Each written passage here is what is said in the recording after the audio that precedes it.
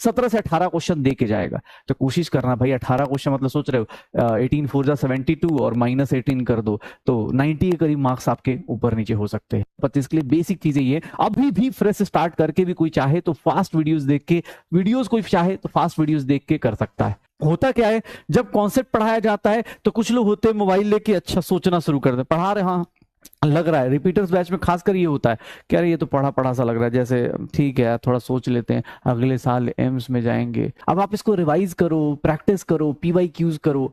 आप क्वेश्चंस के लिए कुछ नहीं करना, सबसे बेसिक सी चीज बेटा, रिवीजन प्लान जो करना है कर सकते हो आपको अपने हिसाब से। किसी का टॉपिक कुछ स्ट्रांग होगा, किसी का कुछ वीक होगा।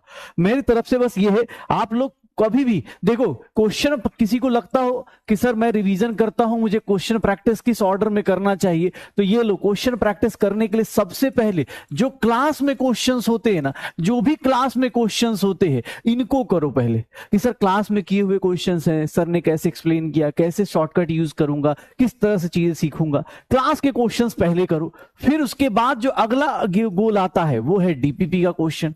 आप DPP के क्वेश्चंस करो, क्योंकि DPP क्वेश्चंस ना जानबूझ के आपको प्रैक्टिस के लिए तो है। आप देखोगे मैं DPP में इस साल तो मैंने जिस तरह से मतलब कटअप बढ़ा, जिस तरह से चीजें हो रही, इसलिए मैंने क्वेश्चंस का नंबर बढ़ा दिया इस बार। मुझे खुद को, मेरा खुद का बैकलॉग हो गया DPP में सॉल्यूशन देते टाइम, बट मैंने आज दे दिया है, कल दे दिया है 4, आज भी इलेक्ट्रोकेमिस्ट्री का बैकलॉग आज खत्म कर दूंगा मैं, बाकी बचे हुए बैकलॉग भी धीरे धीरे करके निपटा दूंगा। ध्यान सुनना अपने पास, DPP क्वेश्चंस कर लो। उसके बाद अगर लगता है तो PYQs करिए, सर PYQs करिए, NCERT आप करिए, NCERT करिए, PYQs नीट के पहले कीजिए, ये ऑर्डर फॉलो कर लो। सच बता रहा हूं, NCERT करो, NCERT में एग्जाम्पल्स हो गए, एक्सरसाइज हो गई और NCERT एग्जाम्पलर भी आप कर सकते हो, क्योंकि उससे भी डायरेक्ट क्वेश्चन आ जाते हैं। NCERT एग्जाम्पलर से भी आप कर सकते हो। तो बेसिक पहले ये तो खत्म करो, इतना ही करना है। अभी भी आज मतलब अगस्त एंड हो रहा है, सितंबर स्टार्ट होने वाला है, तो भैया अभी भी इतना मोर देन सफिशिएंट टाइम है कि आप क्लास के साथ साथ, क्लास करने के साथ साथ, रिवीजन के साथ साथ, बस भैया ये छोटी छोटी चीजें क्वेश्चन प्रैक्टिस में इतना करते जाइए। क्वेश्चन प्रैक्टिस का दूसरा, अब क्वेश्चन प्रैक्टिस करने के बाद आपको टेस्ट की प्रैक्टिस करनी है, टेस्ट प्रैक्टिस करना है। वो टेस्ट प्रैक्टिस आपकी अपनी मर्जी है, किसी भी अपने जो बैच का टेस्ट सीरीज है, इसको स्ट्रिक्टली फॉलो कीजिए। बाकी आपको पता है ऑलरेडी AITS आने वाला है, बहुत सारी चीजें होती हैं, बस कर लो। मॉड्यूल, अरे भाई मॉड्यूल छोड़ना थोड़ा ही ना है यार, मैंने जानबूझ के नहीं लिखा यार। एक बोल रहा है मॉड्यूल, अरे मॉड्यूल से तो डेली होमवर्क मिल ही रहा है ना, मॉड्यूल तो कर ही सकते हो। अब लेकिन मॉड्यूल जो है बहुत सारे बच्चों के पास नहीं है, ऑब्वियस है, उन लोगों ने गलती करी, उन्होंने कुछ और किताबें खरीद ली, कुछ और कर लिया, ठीक है ना, तो कर सकते हो। नहीं, कोई बोल रहा है इतना करने में बहुत टाइम लग जाता है, नहीं लगना चाहिए। इसका मतलब आप सही से पढ़ाई नहीं कर रहे।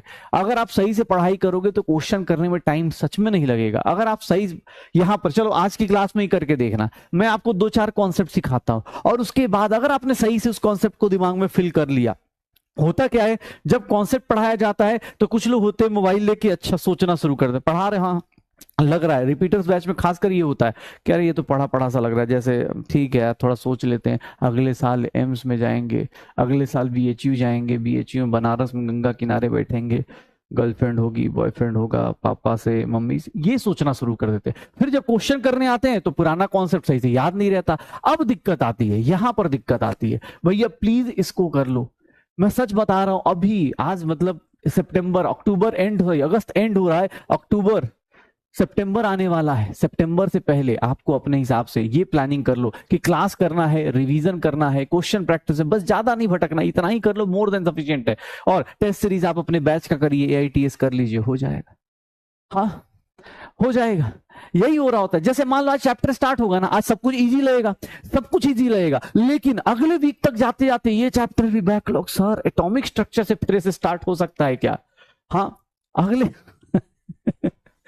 चलो NCERT एग्जाम्पलर का बेटा PDF मिल जाता है, अगले NCERT एग्जाम्पल का PDF मिल जाता है। NCERT एक ऐसी किताब है गवर्नमेंट की जो फ्री में आपको चाहो तो आपको, देखो भाई ये नहीं बोल रहा हूँ कि मतलब नहीं खरीदना है, लेकिन आप चाहो, जिनके पास पैसे की थोड़ी भी तंगी है भाई, आप फ्री में सब कुछ, ये बुक पूरी मिल जाती है। आज के टाइम पे मतलब जो तुम चाहो सब मिल जाता है यार। टेलीग्राम जानते हो ना, टेलीग्राम एक ऐसा ऐप है उसमें हर एक चीज मिल जाती है।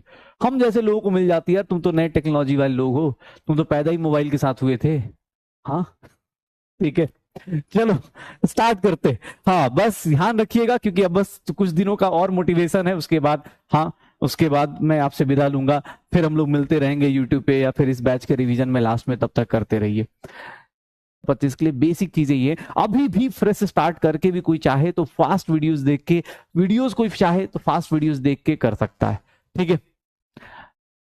नहीं नहीं देखो, ऐसा कुछ नहीं है। बैकलॉग है ना, तो बैकलॉग खत्म कैसे होगा? बैकलॉग के लिए टाइम तो रिवर्स कर नहीं पाओगे। बैकलॉग खत्म करने के लिए क्या है कि आप क्या करो, सबसे पहले अपनी वीडियो की स्पीड बढ़ाओ। जैसे मान लो अब किसी का बैकलॉग में कोई चैप्टर देख रहा हो, तो भाई तुझे अब मोटिवेशन की जरूरत नहीं है ना, तो इस पार्ट को स्किप